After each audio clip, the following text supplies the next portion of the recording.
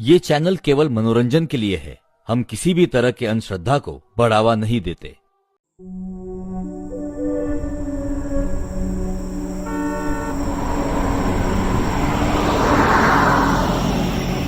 रोहन और मैं हमारे दोस्त विनोद की शादी में उसके गांव जा रहे थे।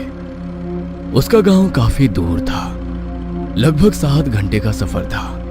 ऑफिस में ज्यादा काम के चलते हम दोनों ही निकलने में देर हो गए थे।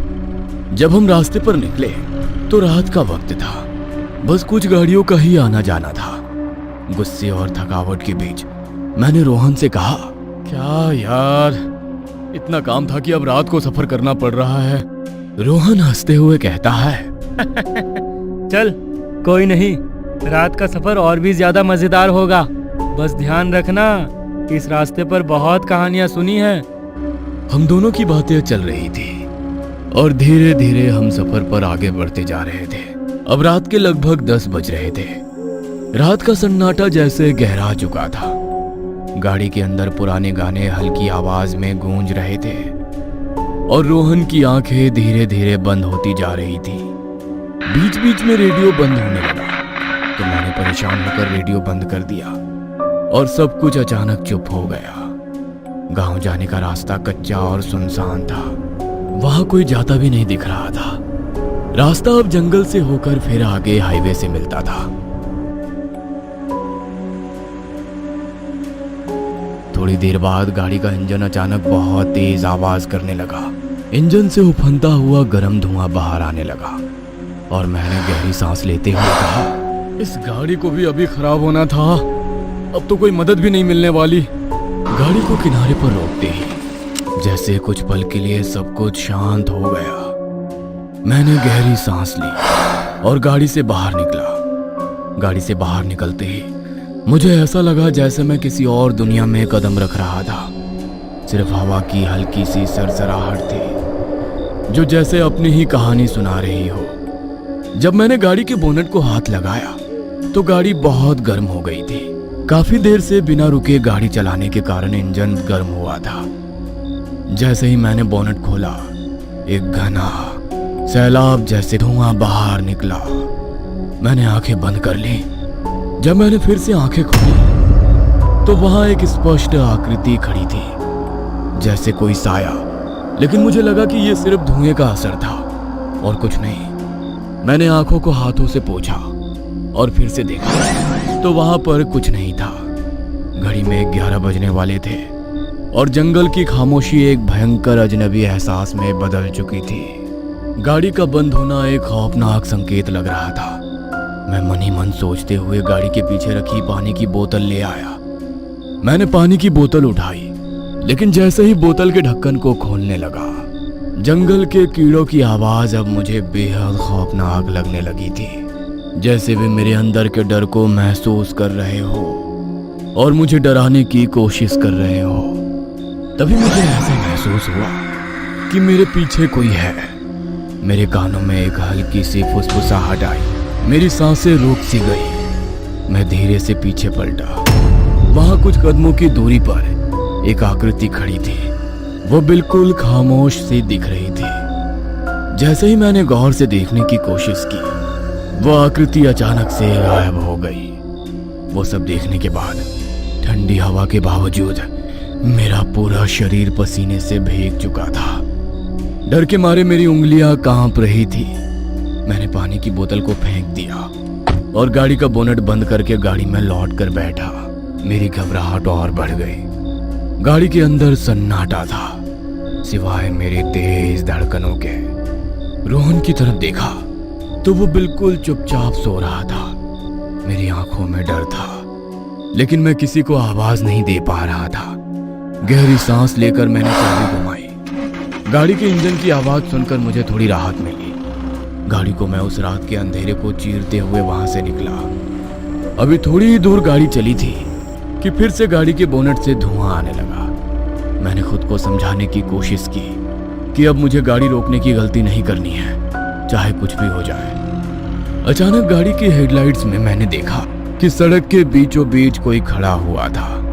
पहले तो मुझे लगा कि ये कोई पेड़ या झाड़ी होगी, लेकिन जैसे ही मेरी नजर उस पर पड़ी, मेरे सामने आई। मैंने बिना किसी सोच के ब्रेक लगाए, लेकिन गाड़ी का नियंत्रण मेरे हाथों से पूरी तरह से निकल चुका था। गाड़ी एक भयानक झटका खाई और सामने जाकर एक बड़े पत्थर से टकराई।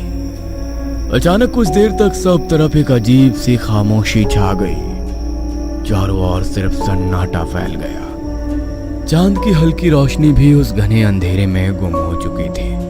धुआं और अंधेरे के बीच मुझे कुछ देर बाद होश आया। घबराहट में मैंने रोहन की तरफ देखा, जो अभी भी सीट पर पड़ा था। तुम ठीक हो? उसने मेरी तरफ देखकर कहा। मैं तो ठीक हूँ, लेकिन ये सब कैसे हुआ? मैं सुन्न होकर उसकी तरफ देख रहा था, लेकिन कुछ भी महसूस नहीं कर पा रहा था। मेरा दिमाग पूरी तरह से अंधेरे में खो चुका था, जैसे मैं किसी भयानक ख्वाब में फंसा हुआ था। मैं घबराकर जोर से चिल्लाया। मैंने रोहन की तरफ देखा। तुम्हारे साथ क्या हुआ था सुमित? रोहन ने पूछा। उसकी आवाज में घबराहट साफ झलक रही थी। मुझे नहीं पता, लेकिन मैं कुछ अजीब सा महसूस कर रहा था और अचानक जैसे मुझे लगा कोई हमारी गाड़ी के आगे आया। कौन था? मुझे नहीं पता। रोहन ने मेरी बात सुनकर थोड़ा पीछे हटते हुए कहा। मुझे भी कुछ अजीब सा महसूस हो रहा था। यहाँ इस रास्ते के बारे में बहुत कहानियां सुनी है मैंने। लोग कहते हैं कि यहाँ कोई आत्मा भटकती है। जो भी इस रास्ते से गुजरता है उसे अजीब सी चीजें दिखती हैं। उसकी सारी बातें सुनकर मेरे रोंगटे खड़े हो गए। हमें यहाँ से जल्दी निकलना चाहिए, मैंने कहा। उसने अपना मोबाइल निकाला और कहा, मैं विनोद को कॉल करता हूँ, शायद वो हमारी कोई मदद कर पाए। रोहन ने मोबाइल में देखा तो उसमें नेटवर्क ही नहीं था। मैंने कांपती हुई आवाज में पूछा, क्या हुआ? यहाँ पर नेटवर्क ही नहीं है, अब क्या करें? तभी अचानक से उसके मोबाइल की रिंग बजने लगी। हम दोनों एक दूसरे को देखने लगे। दोनों के मन में एक ही सवाल था कि जब मोबाइल में नेटवर्क ही नहीं था तो मोबाइल की रिंग कैसे बज रही थी। उसने मोबाइल में देखा तो उसमें से बहुत तेज रोशनी निकली और मोबाइल अचानक बंद हो गया। थोड़ी देर बाद मुझे किसी के गुर्राने की आवाज आने लगी। रोहन अभी भी उस बंद पड़े हुए मोबाइल की तरफ देख रहा था। मैंने कहा, रोहन, तुझे कोई आवाज सुनाई दे रही है? आवाज अब तेज होने लगी थी। तभी उसने धीरे से मेरी तरफ देखा। जब मैंने उसे देखा तो मेरे हाथ पैर कांपने लगे। आप सोच भी नहीं सकते, उसकी आंखें सफेद पड़ गई थी और वो मेरी तरफ गुस्से से देख रहा था, मानो कोई शापित आत्मा ने उसके शरीर पर कब्जा कर लिया हो। देखते ही देखते उसका चेहरा बहुत ही भयानक हो गया था। रोहन अब पूरी तरह से बदल गया था। मैंने उसे आवाज लगाई, लेकिन कोई फायदा नहीं हुआ। तभी अचानक रोहन मेरे ऊपर झुक गया और उसने अपने लंबे नाखून से मेरे चेहरे के ऊपर हमला किया और मेरी छाती पर बैठकर कुछ बड़बड़ाने लगा। मैं अपनी जान बचाने के लिए इधर उधर कुछ ढूंढने लगा। तभी मेरे हाथों में एक पत्थर लगा। मैंने बिना देरी किए पत्थर उठाया और जोर से उसके सिर पर मारा, लेकिन उसे कुछ भी नहीं हुआ।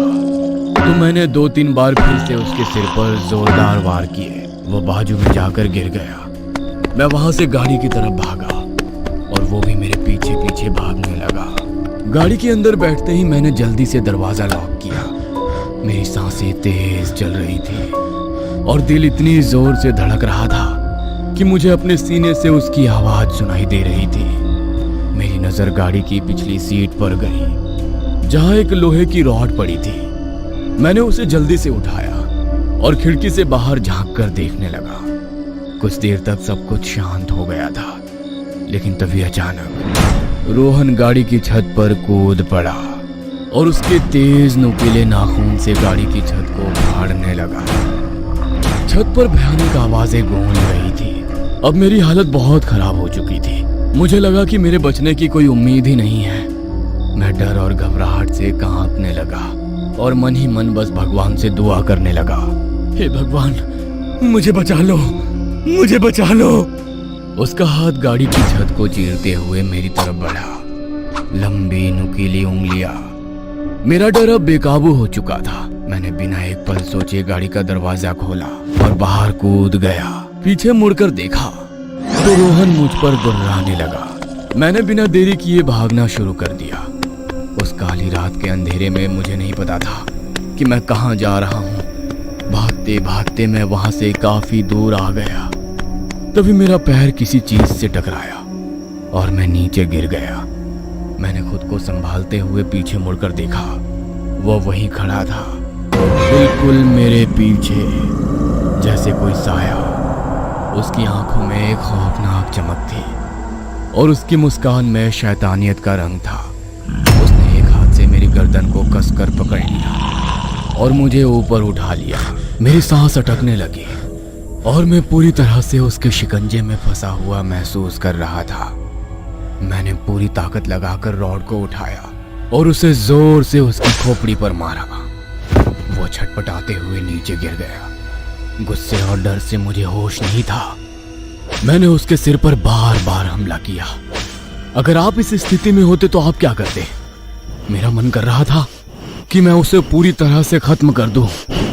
जैसे ही मैंने उसके सिर पर एक और जोरदार वार किया, मुझे लगा कि शायद अब वो और नहीं उठेगा। उसका चेहरा असहनीय तरीके से विकृत हो चुका था। कुछ देर बाद न जाने कैसे मैं बेहोश हो गया और जमीन पर गिर पड़ा। जब मेरी आंख खुली तो सिर भारी था और शरीर में अजीब सी थकान महसूस हो रही थी। धीरे धीरे मैंने महसूस किया कि मैं एक बिस्तर पर लेटा हुआ हूं। मैंने इधर उधर देखा तो महसूस हुआ कि मैं किसी अस्पताल के कमरे में हूं। एक नर्स मेरे पास खड़ी थी। उसने देखा कि मैं होश में आ गया हूं तो जल्दी से बाहर चली गई। कुछ ही देर में एक डॉक्टर और एक पुलिस अफसर अंदर आए। पुलिस अफसर ने मेरे पास आकर पूछा, कैसा लग रहा है तुम्हें? मैंने खुद को संभालते हुए कहा, मैं यहां कैसे पहुंचा और रोहन कहाँ है? डॉक्टर ने मेरी हालत देखकर थोड़ा रुककर कहा, देखो, 1 हफ्ते के बाद तुम होश में आए हो। कुछ लोगों ने तुम्हारी गाड़ी को जंगल के रास्ते पर लावारिस खड़े देखकर पुलिस को खबर दी थी। जब पुलिस वहां पहुंची तो तुम्हें जमीन पर बेहोश पाया। मुझे याद आने लगा कि क्या हुआ था। रोहन का भयानक चेहरा, उसका हमला, और मैं लगातार उसे रॉड से मारता रहा। मैंने घबराकर कहा, लेकिन रोहन कहाँ है? वो मेरे साथ था, उसने मुझ पर हमला किया था। पुलिस अफसर ने हैरानी से मेरी तरफ देखा और कहा, हमने सारा जंगल छान मारा, लेकिन तुम्हारे अलावा हमें कोई और नहीं मिला। और तुम्हारी गाड़ी भी सही सलामत थी, उस पर कोई खरोच का निशान तक नहीं था। मैं हक्का बक्का रह गया। मैंने तो खुद देखा था कि रोहन ने गाड़ी की छत फाड़ दी थी। मैंने खुद उसे मार मार कर नीचे गिराया था। मैंने चिल्लाते हुए कहा, यह कैसे हो सकता है? मैंने उसे खुद देखा था, मैंने उसे मारा था। डॉक्टर ने मुझे शांत करने की कोशिश की और कहा, शायद तुम्हारे दिमाग पर कोई गहरी चोट आई है जिससे तुम्हें भ्रम हो रहा है। तुम कुछ दिनों से बेहोश थे, शायद तुम्हें कोई डरावना सपना दिखा हो। लेकिन मुझे पता था कि यह कोई सपना नहीं था, वो सब कुछ असली था, वो मेरी कल्पना नहीं थी। कुछ देर के बाद वो सब चले गए। मैं अस्पताल के कमरे में अकेला बिस्तर पर लेटे लेटे सोचता रहा कि आखिर ये सब क्या था। क्या वाकई वो मेरा भ्रम था या फिर कोई भूतिया घटना जिसने मुझे और रोहन को निशाना बनाया था। रात का समय हो गया था। कमरे में हल्की सी रोशनी थी और बाहर सन्नाटा पसरा हुआ था। मैं सोने की कोशिश कर रहा था, तभी मुझे लगा जैसे कोई मेरे पास खड़ा है।